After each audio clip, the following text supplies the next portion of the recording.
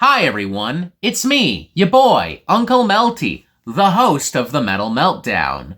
A few days ago, I uploaded a video called MAGA Metal Punk and Goth Fans Are Delusional.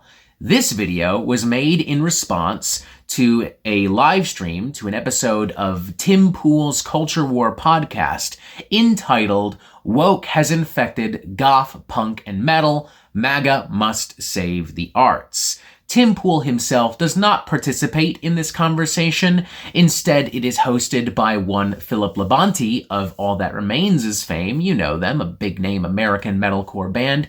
Plus, also, it features Brian Grotner from the Gothsicles and Jake Monroe, a.k.a. Goth Daddy. The conversation more or less goes exactly how you expect it to go. It's three grown men who are mad because woke and liberal leftist people and ideologies have poisoned and corrupted various genres and subcultures of rock music. The whole everything is woke and woke has ruined everything narrative is not a new one. It is something that has been pushed for at least a few years now, and I find it's getting dumber and dumber and dumber with every single year. Like, we've unironically gotten to the point where Marco Rubio, Secretary of State, is arguing that fonts are too woke now. We can't use the Calibri font. We have to use Times New Roman because Calibri is woke. So fucking stupid. I'm gonna try not to crash out. I'm really gonna try.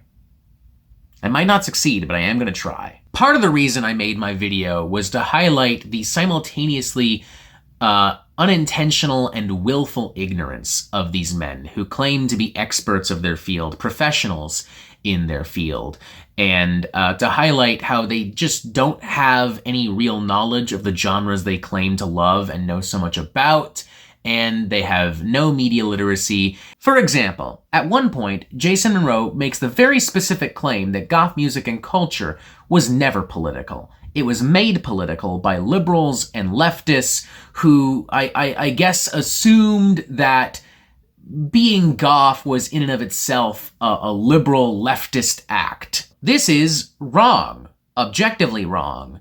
And you don't need to be an expert on goth music and culture to know this.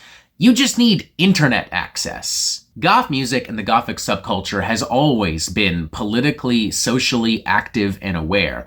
It has always been an anti-establishment movement and genre. It has always been about individualism and nonconformity. It gets that from its punk roots. And it has also always been very welcoming of queer, trans, non-binary people.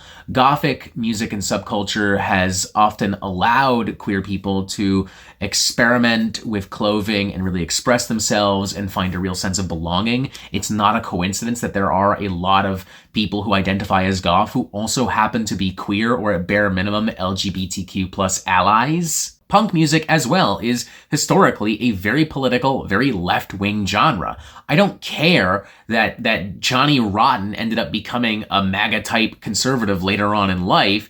That doesn't erase the fact that punk music is at its very core anti-establishment, anti-authoritarianism, anti-fascism, and yeah, political. And metal as well, from its very inception, has been very political, very anti-war, very anti-fascist for that matter. Do you think Black Sabbath was just singing about random gobbledygook, random made-up bullshit on songs like Electric Funeral, Children of the Grave, War Pigs?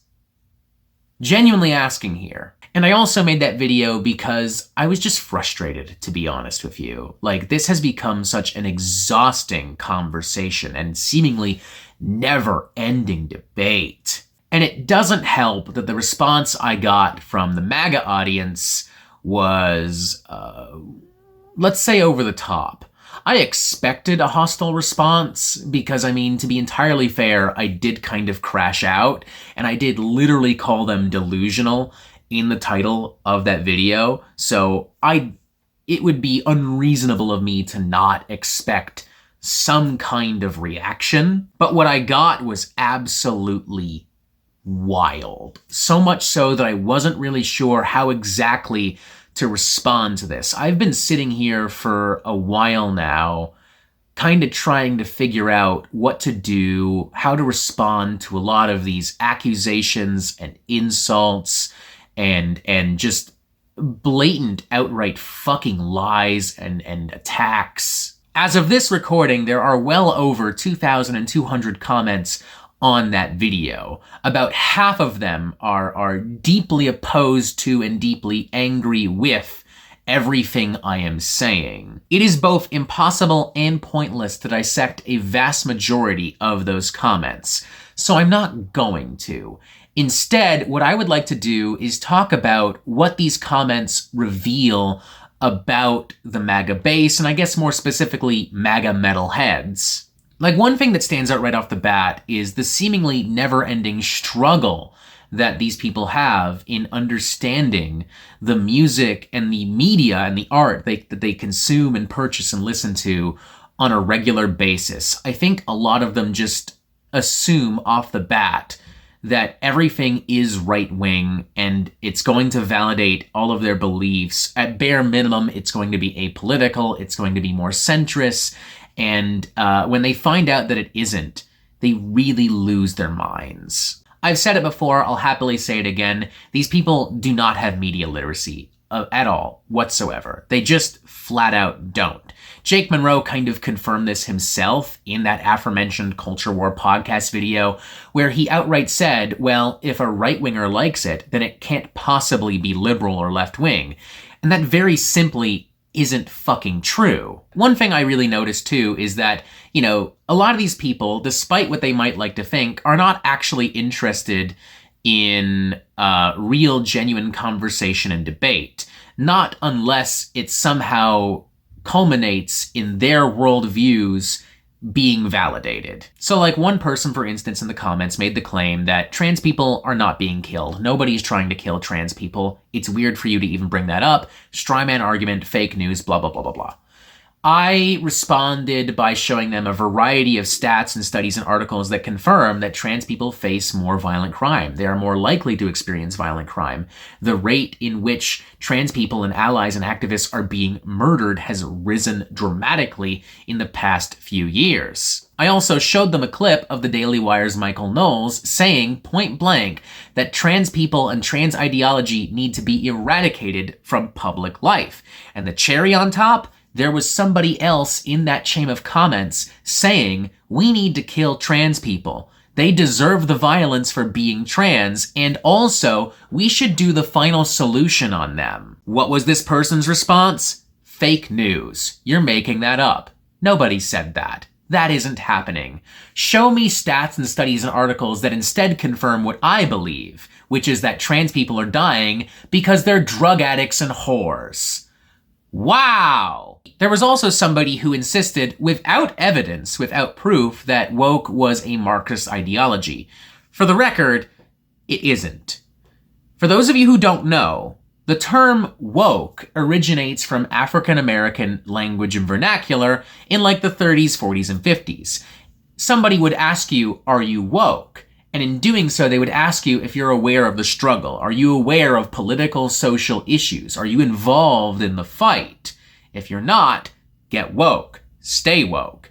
That's what it means. That's what woke has kind of always meant. Woke ultimately means being aware of political, social issues. It doesn't really have anything to do with Marxism at all, unless, of course, you think that being black is in and of itself Marxist, in which case, I think you're fucking insane. I don't know what else to tell you. Although, you know what? Maybe they do genuinely think that. Maybe we've cracked the code.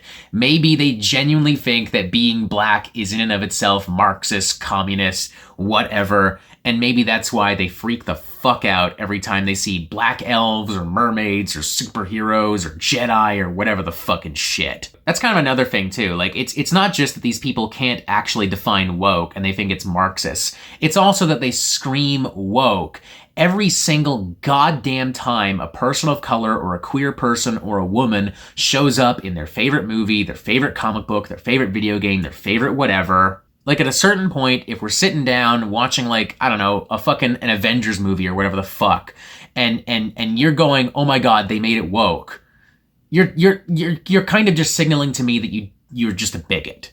Like, honest to fucking God. There's a lot of hatred and anger and violence in the comments as well, a wide variety of homophobic, sexist, racist, ableist remarks and attacks and slurs and language, and a lot of full-blown direct threats of violence, too. One person who specifically said, and I quote directly, "I would personally commit a hate crime on you, do time with the homies, run for my race, my people SS, then come out and beat on you again." These people are becoming more unhinged, more unreasonable, and more bloodthirsty. Oftentimes, when I've made more political content, when I've been very critical of far-right institutions, ideologies, movements, peoples, and music, I have been told that I just need to separate the art from the artist. It's up to me to find common ground, to find middle ground, to compromise with these people, to reason with these people, and really hear them out and try to understand them. Because, like, we're all people. Politics don't matter. The music is what matters. To that I say, how the fuck do I reason and compromise with this person who just told me point blank that they're a Nazi and they will do a hate crime on me? How do I build a bridge with somebody who is trying to blow up the bridge itself with me on it? How? How do you converse with somebody who will not listen to you, who tells you that everything you say is fake news or a straw man argument? How do you reason with somebody who has told you they want you to die and they would kill you if given the chance? How do you explain something to somebody who is incapable of understanding the basic history of the genre they claim to love? How do you do anything with those people? How? The hypocrisy embroiled in all of this is utterly insane as well. Like, all this bullshit about the woke being an extreme ideology, the left are so violent, so unreasonable, and then we got people talking about using the final solution on trans people, hate criming people they disagree with. And like, I'm reading comments too where people are telling me that I'm a phony, I'm a grifter, I'm only saying what I say, and I'm only making this video because I'm looking for a quick buck. And then I guess they just turn their heads and act dumb when Tim Pool accepts money from the Russian government to peddle Russian anti-Ukraine propaganda. God damn it. And then also like, oh, well, you know, you're sensitive, you're triggered, you're thin-skinned, you have no spine, while also freaking the fuck out because I dared to suggest that metal is actually kind of political sometimes. Oh, and then, well, you're not American, so why are you talking about American politics and American culture as well? Hypocrites, you happily accepted Tom MacDonald and Jordan Peterson. They're Canadian, just like me. The only difference is they validate your worldviews, whereas I do not. And the funny thing is, I know from experience that Americans love talking about Canadian politics and talking shit about the woke communist regime of Justin Trudeau in Canada and what have you. Like, take your own advice, dog. If you believe that only Americans can talk about American politics, then that means only Canadians can talk about Canadian politics. Get my country out of your fucking mouth. I want to wrap things up by making it very, very clear that I wish we lived in a world where none of this mattered,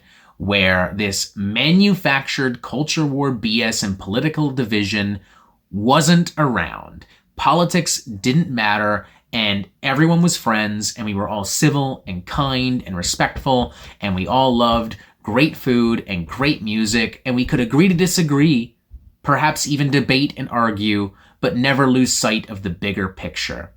I would love to live in that world, but at this current moment, we simply don't. And for that reason, I'm going to continue saying what I say, and I'm going to continue being who I am with full conviction and without compromise. And if that bothers you, I would highly suggest you do not watch The Metal Meltdown. To those of you who will watch The Metal Meltdown, cheers, salut, I love you, stay safe, and have a great day.